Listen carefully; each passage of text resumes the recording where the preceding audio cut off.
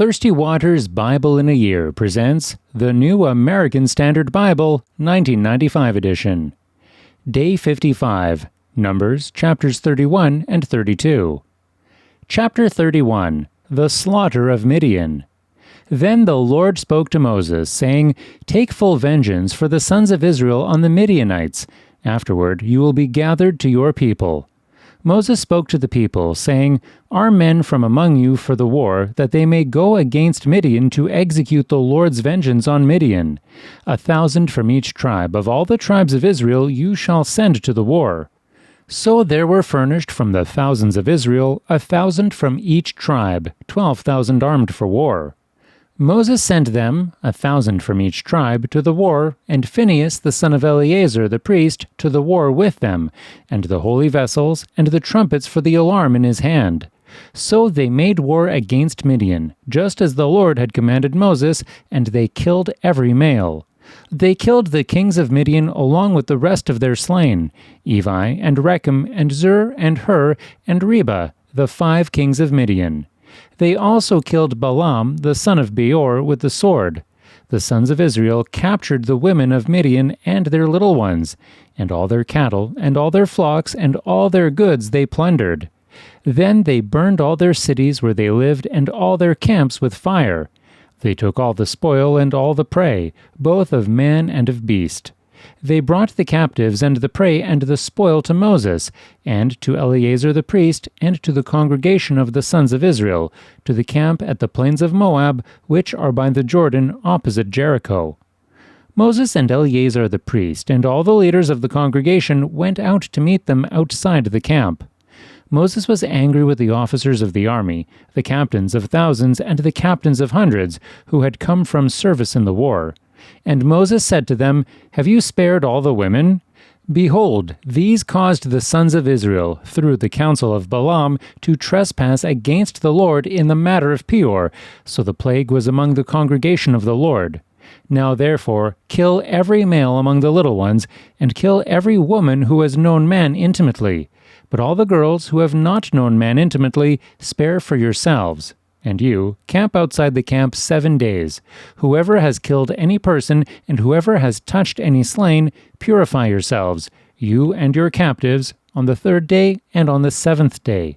You shall purify for yourselves every garment and every article of leather, and all the work of goat's hair, and all articles of wood.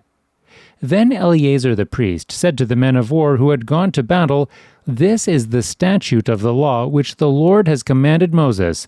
Only the gold and the silver, the bronze, the iron, the tin and the lead, everything that can stand the fire, you shall pass through the fire, and it shall be clean. But it shall be purified with water for impurity. But whatever cannot stand the fire, you shall pass through the water. And you shall wash your clothes on the 7th day and be clean, and afterward you may enter the camp. Division of the booty.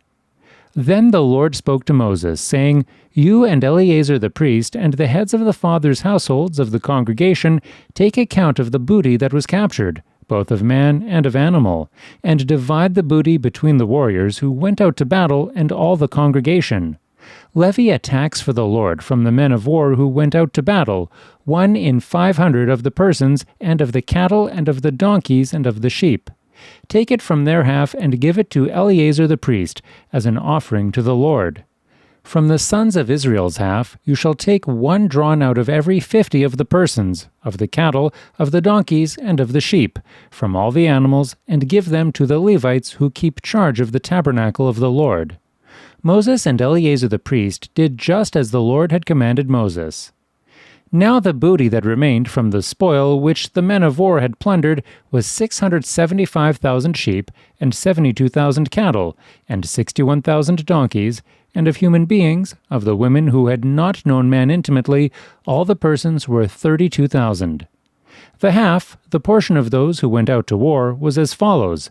The number of sheep was 337,500, and the Lord's levy of the sheep was 675, and the cattle were 36,000, from which the Lord's levy was 72, and the donkeys were 30,500, from which the Lord's levy was 61, and the human beings were 16,000, from whom the Lord's levy was 32 persons. Moses gave the levy which was the Lord's offering to Eleazar the priest, just as the Lord had commanded Moses. As for the sons of Israel's half, which Moses separated from the men who had gone to war, now the congregation's half was 337,500 sheep, and 36,000 cattle, and 30,500 donkeys, and the human beings were 16,000. And from the sons of Israel's half, Moses took one drawn out of every 50, both of man and of animals, and gave them to the Levites, who kept charge of the tabernacle of the Lord, just as the Lord had commanded Moses. Then the officers who were over the thousands of the army, the captains of thousands and the captains of hundreds, approached Moses, and they said to Moses, "Your servants have taken a census of men of war who are in our charge, and no man of us is missing. So we have brought as an offering to the Lord what each man found, articles of gold, armlets and bracelets, signet rings, earrings, and necklaces, to make atonement for ourselves before the Lord." Moses and Eleazar the priest took the gold from them, all kinds of wrought articles. All the gold of the offering which they offered up to the Lord, from the captains of thousands and the captains of hundreds, was 16,750 shekels. The men of war had taken booty, every man for himself. So Moses and Eleazar the priest took the gold from the captains of thousands and of hundreds, and brought it to the tent of meeting as a memorial for the sons of Israel before the Lord. Chapter 32. Reuben and Gad settle in Gilead.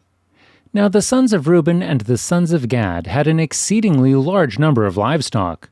So when they saw the land of Jazer and the land of Gilead, that it was indeed a place suitable for livestock, the sons of Gad and the sons of Reuben came and spoke to Moses and to Eleazar the priest and to the leaders of the congregation, saying, Ataroth, Dibon, Jazer, Nimrah, Heshbon, Elealeh, Sibam, Nebo, and Beon. The land which the Lord conquered before the congregation of Israel is a land for livestock, and your servants have livestock. They said, If we have found favor in your sight, let this land be given to your servants as a possession. Do not take us across the Jordan. But Moses said to the sons of Gad and to the sons of Reuben, Shall your brothers go to war while you yourselves sit here? Now why are you discouraging the sons of Israel from crossing over into the land which the Lord has given them? This is what your fathers did when I sent them from Kadesh Barnea to see the land. For when they went up to the valley of Eshcol and saw the land, they discouraged the sons of Israel so that they did not go into the land which the Lord had given them. So the Lord's anger burned in that day, and he swore, saying, None of the men who came up from Egypt, from 20 years old and upward, shall see the land which I swore to Abraham, to Isaac, and to Jacob. For they did not follow me fully, except Caleb the son of Jephunneh the Kenizzite, and Joshua the son of Nun, for they have followed the Lord fully. So the Lord's anger burned against Israel, and he made them wander in the wilderness 40 years, until the entire generation of those who had done evil in the sight of the Lord was destroyed. Now behold, you have risen up in your father's place, a brood of sinful men, to add still more to the burning anger of the Lord against Israel. For if you turn away from following him, he will once more abandon them in the wilderness, and you will destroy all these people.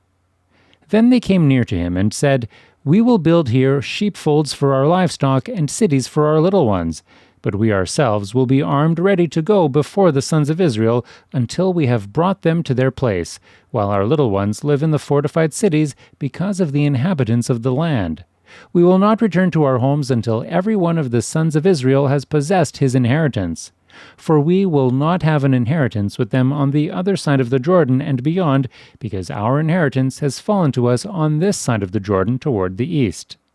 So Moses said to them, If you will do this, if you will arm yourselves before the Lord for the war, and all of you armed men cross over the Jordan before the Lord until he has driven his enemies out from before him, and the land is subdued before the Lord, then afterward you shall return and be free of obligation toward the Lord and toward Israel, and this land shall be yours for a possession before the Lord. But if you will not do so, behold, you have sinned against the Lord, and be sure your sin will find you out. Build yourselves cities for your little ones, and sheepfolds for your sheep, and do what you have promised.